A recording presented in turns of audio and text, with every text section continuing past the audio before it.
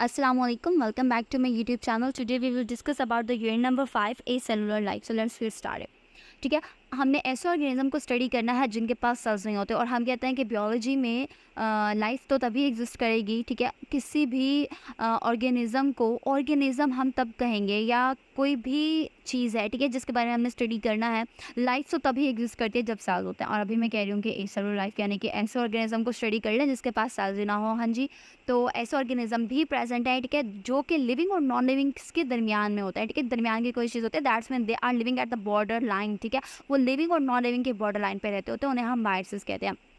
तो वायरसेस के बारे में आपको पहले से नो हाउ होगा।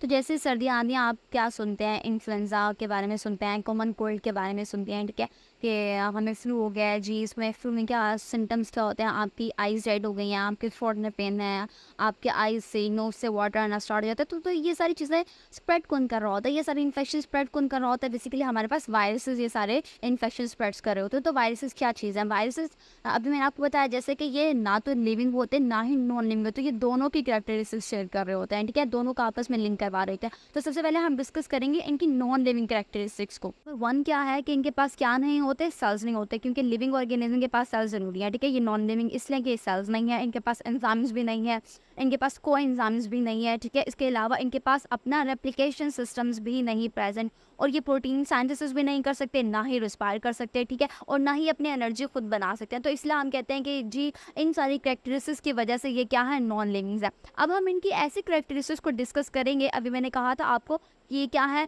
लिविंग और नॉन लिविंग का बॉर्डर लाइन है। तो अब हम इनकी वो वाली कैरेक्टरिस्टिक्स डिस्कस करेंगे जो कि क्या है, लिविंग ऑर्गेनिज्म से रिलेट करती हैं।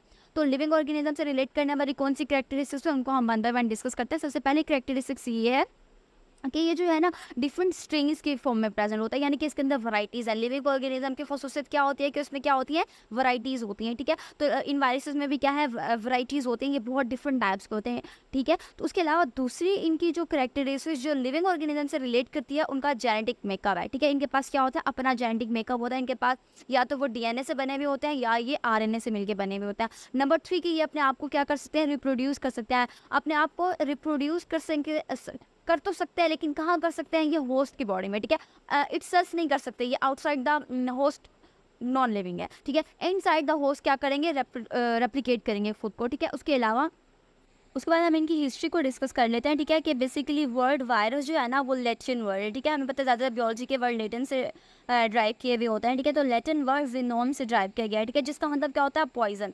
तो इनकी हिस्ट्री में ना बेसिकली हमारे पास एक ही साइंटिस्ट का रिमार्केबल कैलकुलेशन दैट कि जिसको हम डिस्कस करेंगे या जो आपकी बुक में गिवन है। तो इसमें आता है हमारे पास लिवानोस का। इसने क्या किया था, टोबैको मोज़ेक वायरस के ऊपर डिस्कवरी किया इसने। ठीक है, तो ये समझता था कि जो टोबैको मोज़ेक डिजीज़ है वो बेसिकली कौन स्प्रेड करता है, बैक्टीरिया स्प्रेड करते हैं। तो इसने क्या किया, बैक्टीरिया को हम बताया कि हम उसको कैसे कंट्रोल कर सकते हैं, फिल्टरेबल पेपर से गुजार के तो उसको हम कंट्रोल कर लेंगे। तो उसको यही मानना था कि ये डिजीज़ जो है, जैसे प्लांट आप देख रहे हैं इस पिक्चर में आपको नज़र आ रहा है कि ये जो टोबैको प्लांट है इसके ऊपर क्या है, डिजीज़ है। ये इस डिजीज़ को टोबैको मोज़ेक डिजीज़ कहते हैं। तो इसको अगर मैं फिल्टर पेपर से गुजारूंगा तो बैक्टीरिया जो है वो क्या नहीं हो सकता, फिल्टर नहीं हो सकता ना। तो अब जो ये जूस है मैंने एक्सट्रैक्ट किया वो क्या हो गया, प्योरीफाइड हो गया। तो अब जो है ये इसको अगर मैं रब करूँगा दूसरे प्लांट पे इस जूस को, तो क्या होगा, उस प्लांट में डिजीज़ नहीं आनी चाहिए, ऐसे ही है ना। तो लेकिन क्या हुआ, उसने जब उस जूस को हेल्दी प्लांट के ऊपर रब किया तो हेल्दी प्लांट के अंदर क्या हो गई, वो डिजीज़ आ गई। तो इसने कहा कि नहीं, तो ये बैक्टीरिया नहीं है, तो दिस इज़ समथिंग एल्स। क्योंकि बैक्टीरिया का और वायरसेस के साइज़ में रिमार्केबल डिफरेंस होता है। जो बैक्टीरिया का साइज़ होता है ना, वायरस उससे भी कहीं ज़्यादा छोटे होते हैं। तो इसलिए वहाँ से वो वायरस था, तो वहाँ से क्या हो गया, फिल्टरेबल पेपर से गुजर के उसने डिजीज़ स्प्रेड कर दी। तो ये पहला चीज़ थी जो कि साइंटिस्ट को क्लिक किया कि नहीं, बैक्टीरिया के अलावा भी कोई चीज़ है जो कि डिजीज़ स्प्रेड करती है। तो ये इनकी एक इंटरेस्टिंग सी हिस्ट्री हो गई, मैंने आपको जो स्टोरी की फॉर्म में सुनाई है।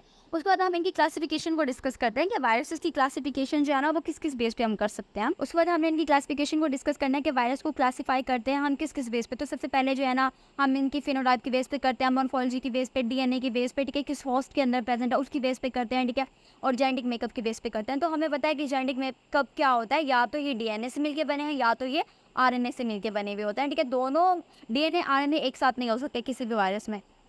ठीक है, तो आपने ये याद रखना है कि या तो डबल स्टैंडर्ड डीएनए होता है या सिंगल स्टैंडर्ड डीएनए होता है। सिमिलरली डबल स्टैंडर्ड आरएनए या सिंगल स्टैंडर्ड आरएनए। तो ये जो 7 क्लासिफिकेशन है, इसमें सबसे पहले डबल स्टैंडर्ड डीएनए वायरस को डिस्कस करें, तो जिसमें एग्जांपल आती है हर्पीज वायरस की। फिर सिंगल स्टैंडर्ड डीएनए वायरस आते हैं हमारे पास, जिसमें बैक्टीरियोफेज है। अब देखो किसकी बारी आ गई, डबल स्टैंडर्ड आरएनए वायरस की, जो कि रोटा वायरस आती है हमारे पास, ठीक है। अब सिंगल स्टैंडर्ड आरएनए वायरस में ना एक चीज़ डिफरेंट है। अब ये पॉजिटिव सेंस और नेगेटिव सेंस के होते हैं, 2 तरह के होते हैं इनके आरएनए, ठीक है। तो आरएनए वायरस पॉजिटिव सेंस होगा हमारे पास, ठीक है, जिसमें बेसिकली सिंपल सी एग्जांपल आती है हेपेटाइटिस ए एंड सी, ठीक है। उसके बाद आता है हमारे पास single stranded RNA virus with negative sense strand, ठीक है। तो इसमें हमारे पास कौन सी एग्जांपल आएगी, इसमें हमारे पास एग्जांपल आएगी इन्फ्लुएंजा वायरस की। नंबर 6 क्लासिफिकेशन की टाइप आती है हमारे पास reverse transcription single stranded RNA, ठीक है। अभी हमने रिवर्स ट्रांसक्रिप्शन को डिस्कस किया सिंगल स्टैंडर्ड आरएनए, तो जिसमें एग्जांपल एचआईवी की आती है, ठीक है, जो कि मोस्ट कॉमन है। उसके बाद आता है हमारे पास number 7 reverse transcription double standard DNA virus की, ठीक है। डबल स्टैंडर्ड हमारे पास डीएनए वायरस रिवर्स ट्रांसक्रिप्शन होगा, इसमें एग्जांपल किसकी आएगी, हेपेटाइटिस बी की।